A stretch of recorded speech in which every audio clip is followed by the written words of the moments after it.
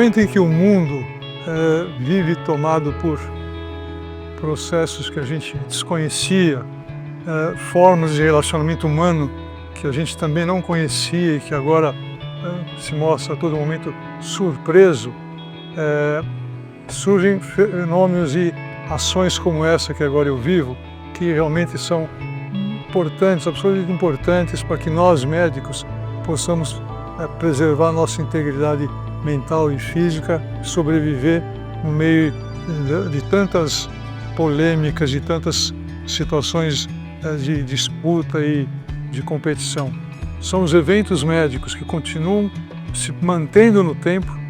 Por alguns anos, o Covid afastou os médicos desse convívio que é tão enriquecedor para a nossa alma, para o nosso coração, mas agora eles retornaram criando de novo aquele ambiente amistoso, aquele ambiente de fraternidade, aquele ambiente que melhora a vida dos profissionais médicos. Como você sabe, o nosso cotidiano é preenchido por desafios a todo momento, por alguns momentos de derrota, por muitos de vitória, quando a gente tira alguém do sofrimento, quando a gente salva a vida de uma pessoa. E esse ambiente ou esse processo todo é realmente desgastante, exige muito da nossa parte, mas os médicos nascem com essa propensão de se dedicar ao próximo.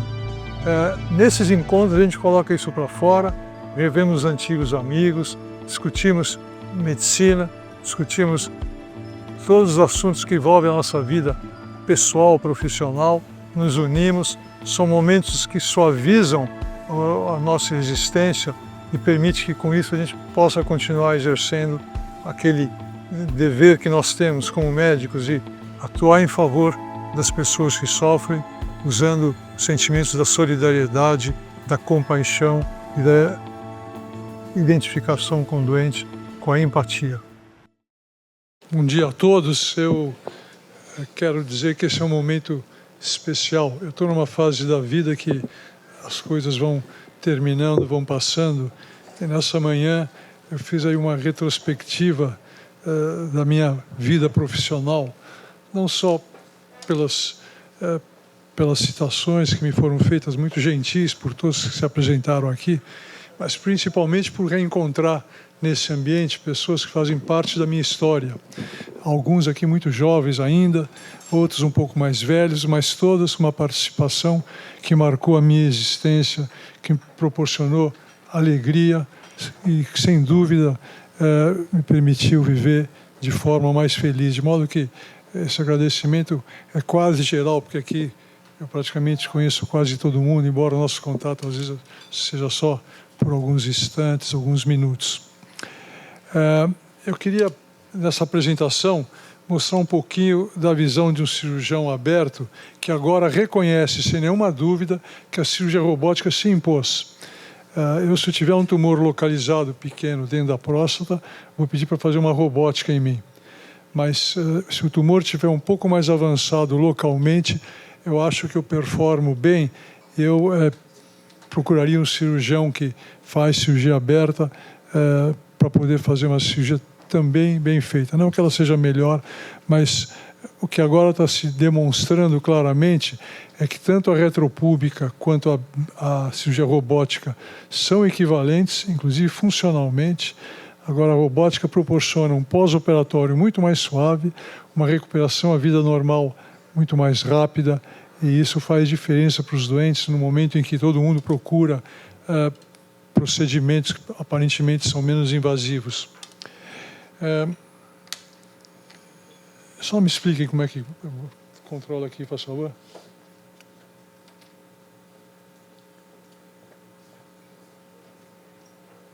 Esse daqui avança e esse daqui volta. Aqui? Esse avança.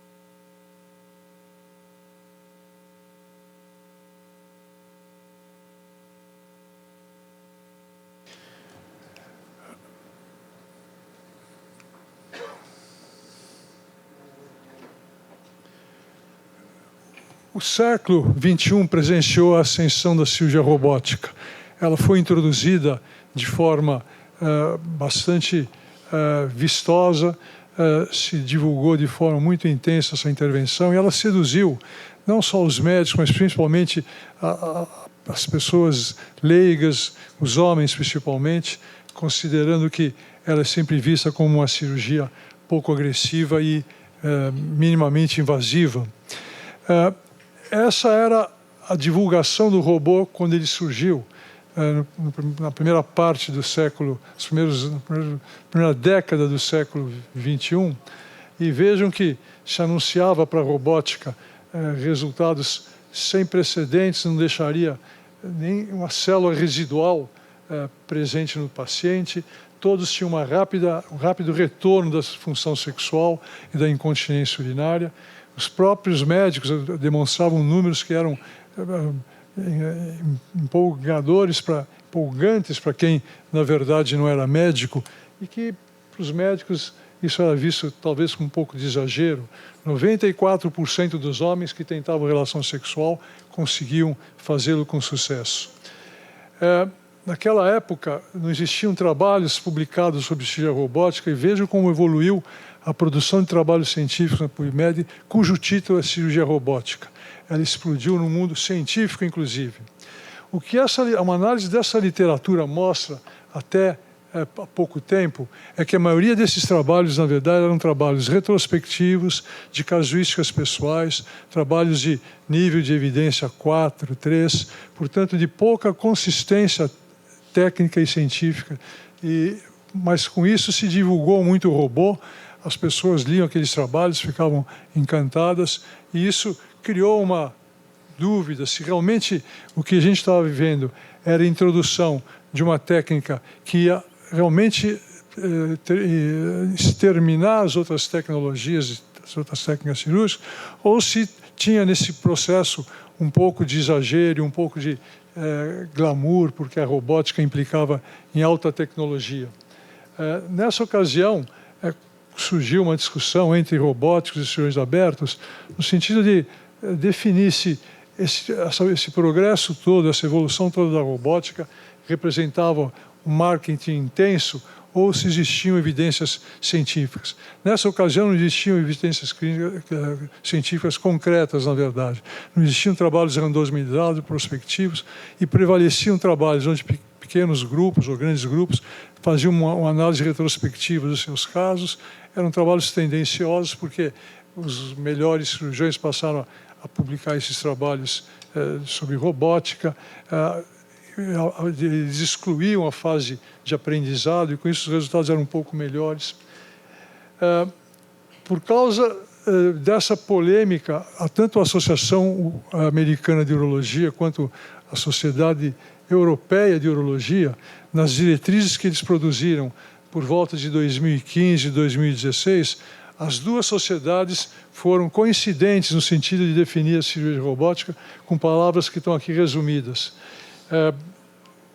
Os clínicos devem ser informados que a cirurgia do câncer localizado de próstata, tanto aberta quanto robótica, produzem resultados similares no controle do câncer, na recuperação da continência e na evolução da potência sexual.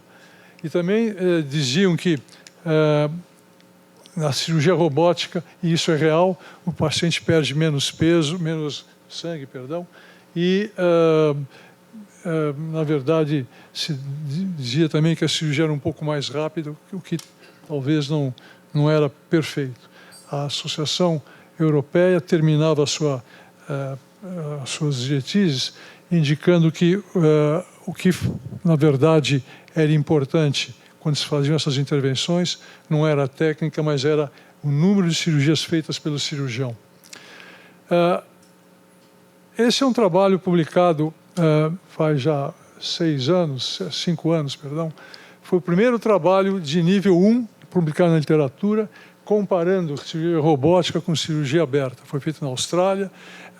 Os médicos que operaram o caso outro não foram muito bem definidos, mas, enfim, tanto os índices de função sexual quanto de função urinária, incontinência urinária, foram iguais nos dois grupos. E o que chamou a atenção é que os índices de preservação da potência eram muito inferiores àquilo que se anunciava até essa época, os trabalhos feitos por cirurgiões robóticos.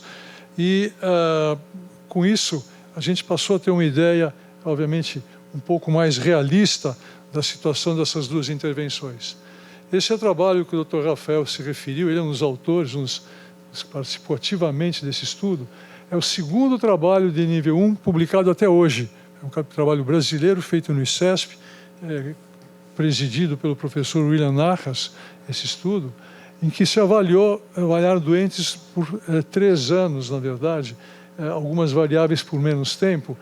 Foi um estudo que incluiu quase 330 pacientes, todos foram seguidos por 3 anos, e o que a gente verificou é que, com 12 meses, nesse slide anterior aqui, com 12 meses, existia uma melhor performance sexual dos pacientes que fizeram robótica, quando analisados por esse questionário SHIN, em relação à cirurgia aberta. Mas com 18 meses não houve diferença. E esses números foram atualmente reavaliados por um pós-graduando da Faculdade de Medicina, que analisou outras variáveis com esse mesmo material de pacientes, e veja o que ele encontrou na análise de 24 e 36 meses. Potência sexual foi definida como aqueles indivíduos que conseguiam obter penetração sem remédio. E vejam que a porcentagem é igual nos dois grupos, não foi significativa, e baixa, relativamente baixa, parecido com aqueles dados do trabalho australiano. É importante que a gente conheça esses dados. Eu não estou querendo fazer uma crítica à robótica, eu apenas estou dizendo que a gente precisa ter uma ideia um pouco mais crítica sobre os resultados da cirurgia, e não propalar que essa cirurgia cura resfriado, gripe e problemas mais graves como câncer de próstata. Logo no começo, já faz uns 10 anos, na Europa foi feito um estudo que é bem conhecido. Perguntaram para os doentes que tinham sido submetidos à cirurgia aberta ou robótica qual que era o sentimento deles depois da cirurgia, de satisfação. O trabalho chamava-se Arrependimento após cirurgia prostatectomia radical.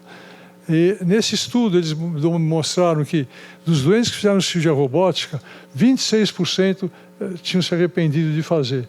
E na aberta, 6, 7% tinham se arrependido. Isso, para quem lê o título, poderia parecer que a cirurgia robótica não era boa, mas não foi isso. O próprio trabalho concluiu que essa maior resposta de pacientes que não ficaram satisfeitos com a cirurgia robótica se deveu ao fato de que eles tinham sido mal orientados. Os cirurgiões preconizaram ou divulgaram ou diziam para os doentes que eles iam ficar potentes e continentes, eles não ficavam e ficavam decepcionados, e o índice de arrependimento era alto. Os cirurgiões abertos eram mais contidos, apresentavam índices mais realistas, e com isso havia menos arrependimento, porque o doente sabia que a chance de ficar potente ou incontinente não era de 90%, 80% ou 70%. Os índices gerais eram mais altos que isso. Agora, já, como eu disse, antecipado pelas diretrizes da Associação Americana e da Associação Europeia, o que ficou claro é que tanto para a cirurgia robótica quanto para a cirurgia aberta e laparoscópica, a experiência do cirurgião é que realmente tem uma grande influência nos resultados. Ela diminui o número de complicações cirúrgicas, ela diminui as chances do doente ficar incontinente e diminui as chances de impotência sexual. E já se sabe, a literatura até hoje não definiu qual é o número mínimo de cirurgias para um cirurgião ficar proficiente, poder se anunciar como alguém que tem grande experiência. Mas vejo que na cirurgia aberta, o Dr. Vickers, esses números são do Dr. Vickers do Memorial, Zolketman, de Nova York, ele fez vários estudos analisando relação entre volume cirúrgico e resultados cirúrgicos, inclusive em prostatectomia radical. Ele é um epidemiologista de grande valor. Ele mostrou que para a cirurgia aberta, o cirurgião só adquire proficiência com 600 casos, e cirurgião robótica com 100 casos. Isso só já justifica que as novas gerações queiram fazer robótica. Afora outros atrativos, como realmente fazer uma coisa nova, inovadora, mostrar para as pessoas que ele está atualizado. Tudo isso tem valor. Na prática médica é pertinente, é importante o indivíduo se sentir seguro, fazer cirurgias bem feitas e mostrar para o mundo que ele opera bem. Isso é uma prática que a gente aceita e sendo feita de forma ética, ela é importante para que a pessoa cresça e receba as devidas, o devido reconhecimento quando ele realiza bem uma intervenção cirúrgica. O que existe de concreto para essa pergunta que eu faço agora para vocês? Será que o robô vai substituir a cirurgia aberta? Primeiramente, a gente tem que se convencer de que as cirurgias menos invasivas são cada vez mais empregadas por laparoscopia, assistida por robô. Mas o robô é um equipamento super sofisticado, mas existe um exagero nos anúncios de indicação para robótica. Atualmente não são os urologistas que fazem muita robótica. Atualmente quem faz muita robótica são os ginecologistas e os cirurgiões digestivos. Nos Estados Unidos, cirurgia digestiva robótica e cirurgia ginecológica ganha de longe da cirurgia robótica. A robótica para a próstata estabilizou nos Estados Unidos e as curvas de número de casos operados de ginecologia e digestivo estão subindo de forma abrupta. Por que isso está acontecendo? Por causa desse glamour que se criou e da ideia de que cirurgia robótica realmente é um avanço muito grande. As próprias instituições fazem isso. Não tem nem hospital que compra robô para ganhar dinheiro atualmente com as cirurgias feitas pelo robô. Eles compram o robô para dizer que tem o robô e com isso atraem muitos doentes, porque os doentes falam, nossa, esse hospital tem robô, eu vou me operar lá. Até para fazer uma cirurgia robótica ele fica feliz porque está operando no hospital com robô, que não usa robótica, obviamente. Mas os hospitais compram, investem esse dinheiro e não estão preocupados em recuperar em cima dos doentes, porque não dá. Se eles forem cobrar todas as despesas que eles têm na manutenção, na compra do robô, preço inicial, uso de instrumentos na hora da cirurgia, a cirurgia seria proibitiva até para as classes mais abonadas socialmente. O objetivo da cirurgia não é ser simples, mas eficiente. Então, isso é muito importante, esse conceito. Se na hora a cirurgia aberta é um pouco mais radical, no sentido de ser mais invasiva, por outro lado, ela precisa ser eficiente. Isso equivale. No dia seguinte, o doente tem que estar bem na cama, sem complicações, saindo do hospital feliz, sabendo, se sentindo bem, dizendo que foi bem tratado. Então, isso é que é importante, não é o fato de sair anunciando que foi operado por um robô. O conceito de simplicidade está promovendo o uso abusivo do robô, é aquilo que eu acabei de dizer para vocês. Essa curva de número de cirurgias anuais que a gente vê, elas são chocantes. Ginecologia, digestivo e urologia. Os urologistas estão ficando mais conscientes, sem dúvida. Estão anunciando que realmente o robô é importante, é um tremendo instrumento, mas pararam de anunciar como se fosse a fonte da felicidade. Existem questões de custo-benefício não resolvidos ainda. Por isso que é difícil implantar o robô em qualquer situação. E eu queria lembrar que essa pressão para o uso do robô tem um motivo óbvio socialmente e na parte prática propriamente dita. Só tem uma empresa que faz o robô no mundo, todas as que surgiram no início foram englobadas pela Intuitive, ela não deixou aparecer nenhum competidor. Agora existem empresas querendo construir robô, mas eles não são bons. A Intuitive adquiriu uma dianteira tão grande que para alcançá-la vai ser difícil, eu acho que nunca vão conseguir. Se algum ameaçar ela, eu tenho a impressão que ela compra essa empresa que vai ameaçá-la. Então, ela vai continuar quase tendo um monopólio e, com isso, ela lidera esse mercado de forma absolutamente livre e, muitas vezes, talvez, desproporcional. O lucro líquido da Intuitive em 2023 foi de 6 bilhões de dólares. 6 bilhões de dólares dá mais ou menos 30 bilhões de reais, arredondando tudo, né? Para vocês terem uma ideia, esse número é de 2003. Em 2022, o Ministério da Educação no Brasil recebeu 80 bilhões de dólares para prover educação para todos os brasileiros. Esse foi o budget do Ministério da Educação em 2022. Nesse ano, só a Intuitive ganhou quase metade do dinheiro que o Brasil gastou em educação de todos os seus habitantes. Só para vocês entenderem o que a Intuitive ganha com esse processo de produzir um robô altamente sofisticado e ter um monopólio sobre o aparelho. Existe um motivo óbvio que o Renato, o Rafael mesmo citou, de que o robô não é um aparelho para ser usado em todo mundo, principalmente nas sociedades mais fragilizadas, nas sociedades mais carentes. É um instrumento caro, é uma cirurgia dispendiosa, e então, sob esse aspecto, é nossa obrigação, minha inclusive, porque eu sempre preconizei a cirurgia aberta, de que esse ensino da cirurgia aberta deve ser mantido. É importante que se faça isso. Se todo mundo fizer cirurgia robótica, vai chegar uma hora que, se no meio da intervenção surgiu uma hemorragia ou existir uma lesão grave de intestino, o doente vai estar num apuro que realmente vai ser difícil controlar. Existem hospitais nos Estados Unidos que montaram equipes de retaguarda de cirurgiões gerais para intervir nos casos de complicação robótica. Por que eles fizeram isso? Porque as novas gerações só fazem laparoscopia e fazem só robótica. E às vezes a cirurgia aberta é necessária numa determinada emergência. Então fica de plantão em alguns hospitais, equipes de cirurgiões mais velhos, com experiência em cirurgia aberta, para eventualmente intervir no momento que a laparoscópica ou a robótica produz alguma confusão. Eu tenho quanto tempo?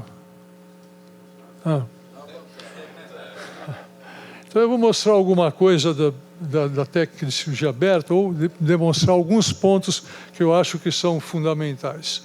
Essa é a anatomia venosa da próstata e ela, na verdade, aquele modelo de cima é o mais clássico, ou mais encontrado na prática. Existe uma veia dorsal central e duas laterais. Mas existem essas variações demonstradas aqui embaixo, que quando surgem, se acompanham de maior sangramento. Portanto, é muito importante a gente tentar reconhecer, depois que abre a face endopélvica, se a gente está frente a um caso como aquele da direita, onde existem grandes lagos venosos, porque esses doentes a gente precisa ir mais devagar, ligando essas tributárias todas logo junto ali do ápice prostático, para evitar sangramentos mais graves na cirurgia. A gente deve fazer uma ligadura da veia dorsal na cirurgia aberta, e o que eu estou tentando enfatizar nessa figura é que essa ligadura é feita preservando aquele triângulo muscular que vocês estão vendo embaixo da flecha vermelha. Ela está mostrando a veia, mas existe um triângulo de músculos, é um cone muscular, que é o verdadeiro motivo, o verdadeiro responsável pela preservação da continência. Tudo que se inventou hoje para preservar a continência, a meu ver, não funciona bem. Eu testei de tudo na cirurgia aberta, tudo que vocês imaginam, não funciona bem. A única coisa que funciona é preservar esse ápice, esse cone, que é formado por musculatura estriada e por musculatura lisa. Se ele for preservado, o indivíduo vai ficar continente. Se ele for violado, a chance de incontinência é muito grande. Um outro fator importante é preservar o máximo de uretra possível. Portanto, a gente tem que quase violar o ápice prostático para poder preservar a continência. Eu vou mostrar mais alguns truques de como se mantém continência. Como eu disse para vocês, é errado a gente avançar nesse cone e a gente tem que realmente violar um pouquinho a próstata. Lembre-se que câncer de próstata na face anterior é muito raro. Ali é um tecido fibro-aureolar, fibro-muscular, e na verdade não tem glândulas, portanto, raramente ele é atacado por tumor. A gente pode encostar bem no ápice, com isso fazer uma dissecção bem justa e com isso preservar, justo da próstata, preservar a uretra mais longa.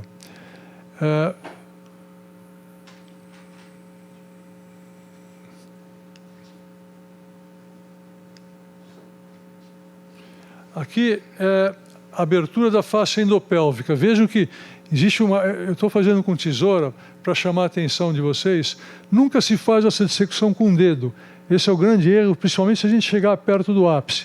Tem que ir com tesoura devagarzinho, soltando, até chegar perto do ápice, para não destruir aquele cone muscular que existe ali, que é o grande responsável pela preservação da continência urinária nesses doentes. Acho que vai aparecer aí. Está sendo preservado o pulso prostático de cada lado e vocês veem por trás dele aquele cone muscular.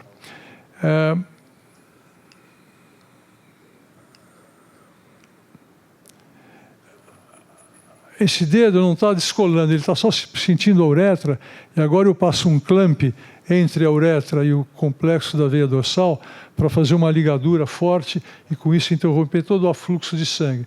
Nessa passagem do clamp a gente tem que contornar aquelas veias laterais que em geral estão presentes. A gente faz essa ligadura, com isso interrompe todo o fluxo que vem lá de baixo e a cirurgia já fica muito mais segura sob o ponto de vista de sangramento.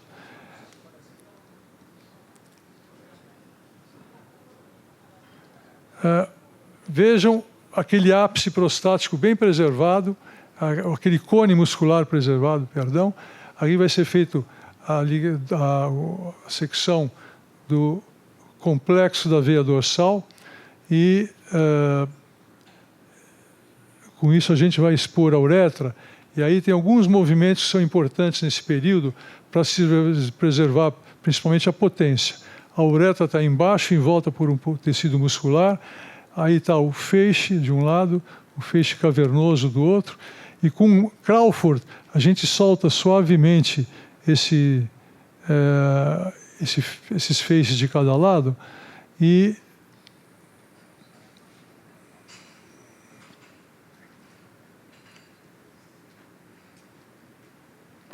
perdoe, eu testei muitas vezes.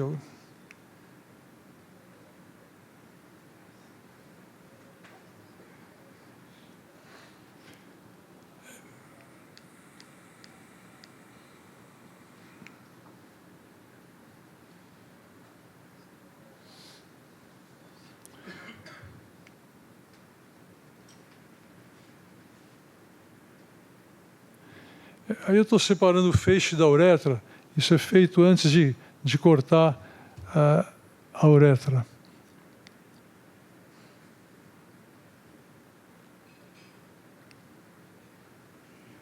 O feixe está ficando lateralmente e eu separo essa musculatura da uretra da...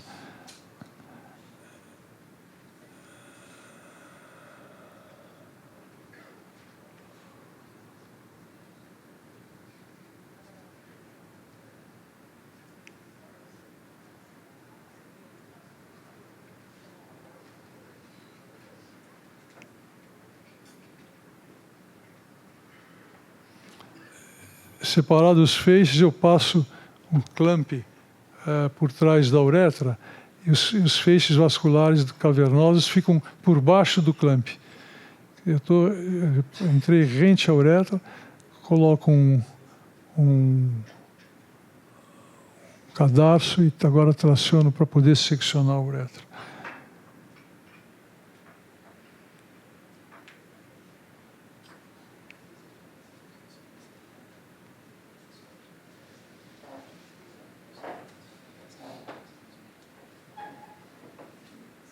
A uretra está sendo aberta bem rente à próstata.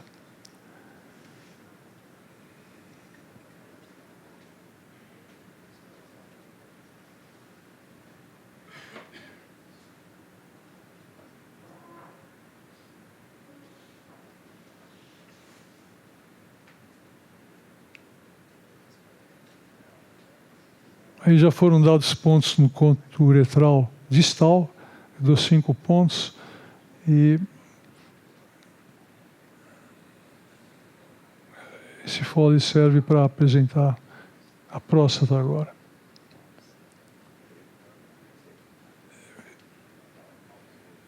A uretra ainda está presa na face posterior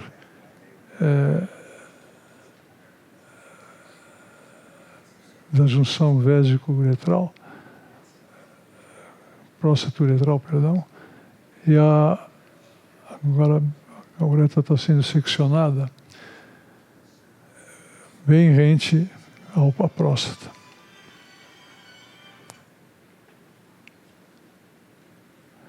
Aqui tem um pequeno truque. Vocês estão vendo, a linha vermelha é a face de Denonville.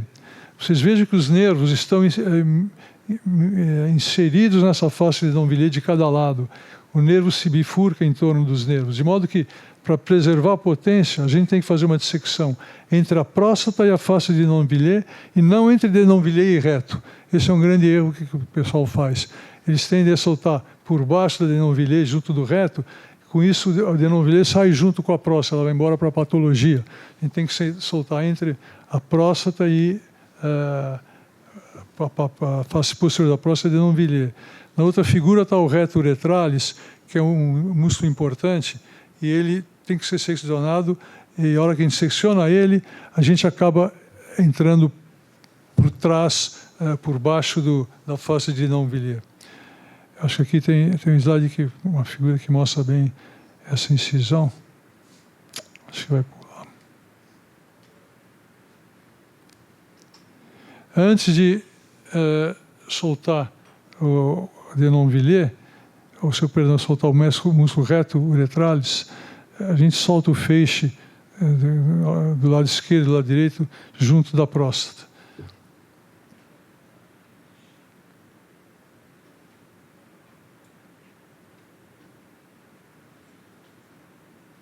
A incisão é feita bem alta, é a dissecção do chamado véu de Afrodite.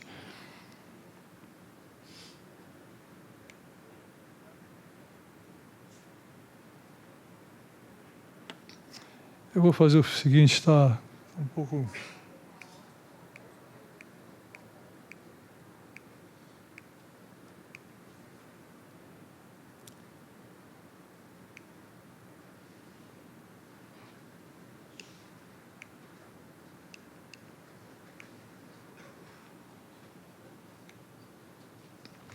Perdoe, não consegui mostrar. Enfim, eu vou só talvez mostrar duas figuras são muito importantes aqui. Tem essa figura que é importante.